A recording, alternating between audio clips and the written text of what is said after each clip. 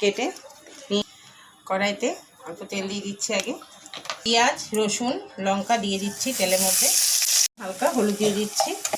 হলুদ দিয়ে এখন এটাকে আমি নামিয়ে নিচ্ছি। হালকা হলুদ লবণ, এখন ডিমগুলোকে ভেজে নিচ্ছি।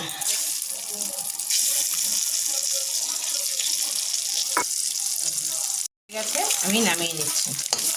এখানে আমি সরষা পোস্ত আর এই ভাজা পেঁয়াজ কাঁচা লঙ্কা রসুন বাটা আমি সব রেডি করে নিচ্ছি বেটে। হয়ে গেছে। এখানে হালকা লঙ্কার গুঁড়ো, হলুদ, অল্প কাঁচা সরষের তেল, একটু জল দিয়ে এটা একটু ভালো করে আমি নেড়ে নিচ্ছি। এর মধ্যে দিয়ে দিচ্ছি, দিয়ে এই ঢাকনা দিয়ে খিনকারি ঢাকনা দিয়ে মুখটা বন্ধ করে দিচ্ছি। খিনকারিটা দিয়ে দিচ্ছি, ভাতও হয়ে যাবে, ডিম ভাপাটাও রেডি হয়ে যাবে।